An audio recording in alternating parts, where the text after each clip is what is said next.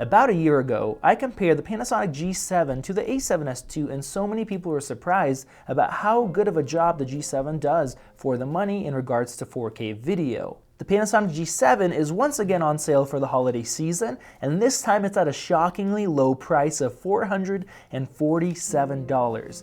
I couldn't believe it when I saw that price. So that's on B&H, including that $50 gift card. I'll have a link in the description and in the comments section, but it's such a shocking price. So I decided, why don't I compare this camera to another camera that was released recently that shoots 4K. That camera is the 5D Mark IV that I recently reviewed.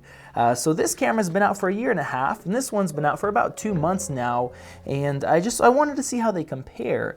Now, just like last time, I'm not going to put out my own conclusions. I want you guys to come to your own conclusion and be unbiased about it like I always try to be. So all the shots you'll see are either labeled A or B, and I want you to get a piece of paper or an iPad or your cell phone out and mark and see which ones you prefer or you thought were better, and at the end I'll reveal the results. So on here I have the Sigma 18-35, which is a great lens because this camera crops in 1.8 times over the full frame when you're in that 4K mode. Now some of you guys said it's not going to be as sharp, and if you watch my 5D Mark IV review, I actually compared it to Canon lenses and it is sharper. This is a very, very sharp lens. It performs great on this camera body, and on the Panasonic G7 I'm using a 25mm 1.7. This is a $250 lens. A lot of times it's on sale. It's a prime lens, but it's not one of the sharpest prime lenses. It's just a cheaper lens basically. So let's get into it, and the first thing we're going to look at is rolling shutter.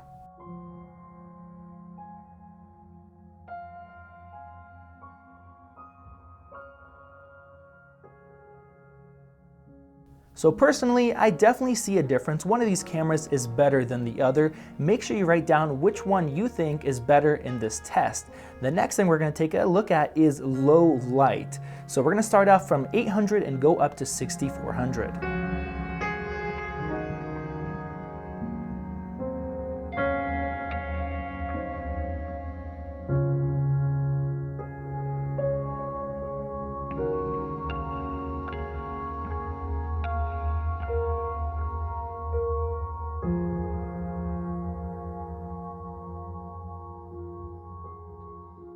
At 800 ISO, I didn't see much of a difference. One camera did slightly better in the brighter parts of the image, and one camera did slightly better in the shadows.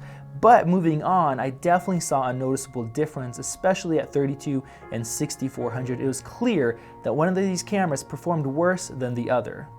Next, let's take a look at a properly exposed subject with an underexposed background like you often have in interviews. Now here, we're looking for noise in the shadows.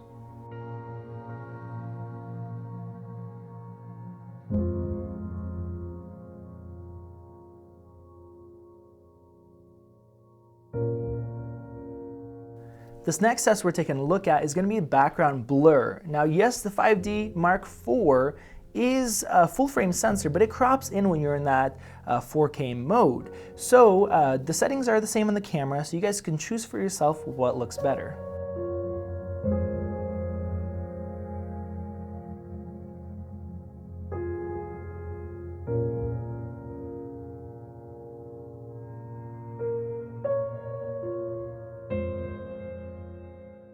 Now let's take a look at dynamic range. This next test, the subject is properly lit and exposed, and we have a lamp that's looking nice in the background like you'd have for an interview.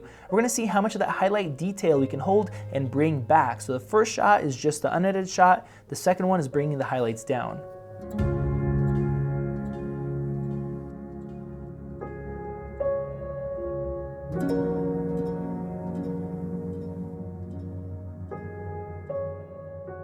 Some cameras perform better in dynamic range if you underexpose the image to hold the highlights and then bring the midtones back up. So this is what this next test is doing.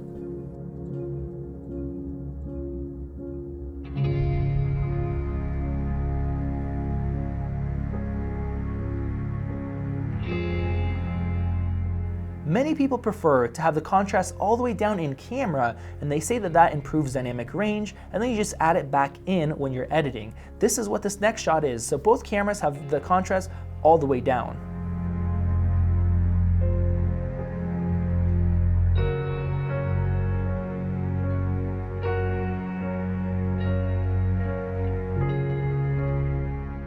Now let's compare the 4K detail. All the settings are the same. We're at 200 ISO. We're gonna first look at the 4K image, then we're gonna crop to 200%, just like you would if you're taking a 1080p crop out of a 4K image.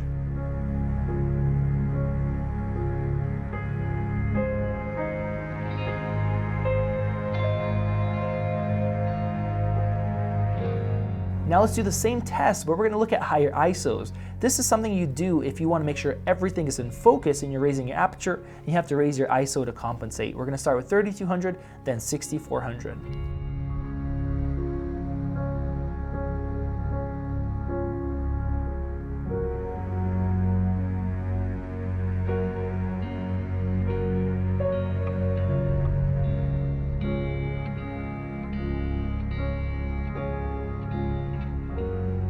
In this last test, we're going to take a look at video autofocusing tracking performance.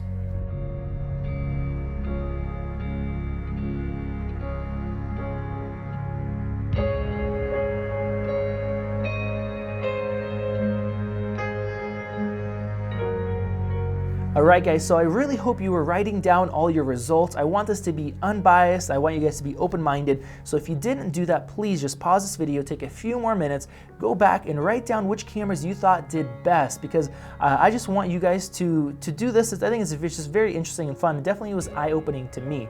So if you haven't done that, please pause it right now and go back. If you did do that, let me know in the description before you find out the final results, what camera you think did better. Is it camera A or is it camera B?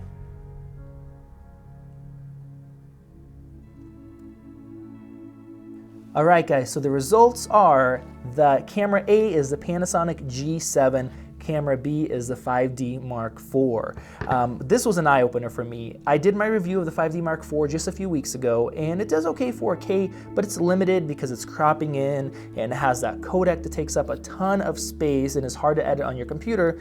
And I've been recommending the Panasonic G7 for about a year and a half now to anybody who's just getting into filmmaking. It's a fantastic tool, even at its full retail price. And with the sale that's going on right now, $447, this is just a shockingly good deal. So if you need a B camera or a C camera or an A camera if you're starting out, but even if you need a Z camera, it is just an amazing value. If you need a backup to one of your main cameras, regardless if you're shooting Canon, Sony, Panasonic, Samsung, Nikon, whatever, you just can't beat it, especially for this price.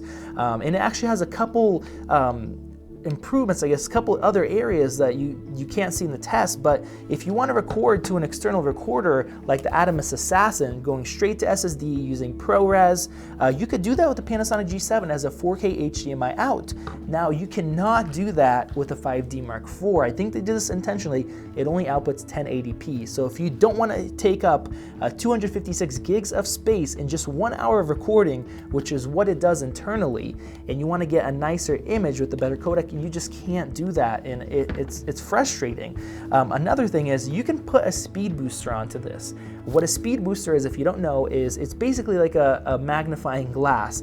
If you're using Canon lenses, either crop or full frame lenses, it actually, instead of wasting that space because the Micro Four Thirds sensor is smaller, it actually uses it as a magnifying glass, and it makes your image sharper and brighter. So what that does is you're going to get shallower depth of field and better low light by 1 1/3 stop with the XL version. I'll link to that in the description. And even with that, which is, it's not cheap, it's less than $1,000 compared to $3,500. And that will take you from ISO 6400 to ISO 2500, I believe, and from f2.8 lens on a Micro Four Thirds to an f1.8. So it's just, it'll take us to another level above that if that's something you want to pick up in the future. Now, if you're interested and you have a little bit more money to spend, they have a newer version of this, the G85, and I'll link to that as well, which is just an update. It has weather sealing and in-body image stabilization, which is great if you want to do some hand-holding video or you shoot with really long lenses that aren't stabilized, like the 50 to 100 1.8. It's a better update. it's fantastic. Basically, Panasonic is killing it with these low budget 4K cameras. So I'm curious to know, I'm very excited to read what you guys put in the comments on what you guys thought was the better camera. Even if you thought it was the 5D Mark IV, that's fine. I want to know you guys' honest opinions. And let me know what you guys thought of this test if you guys enjoyed it. Definitely check out the camera in the link in the video description, and I will see you guys in the next video.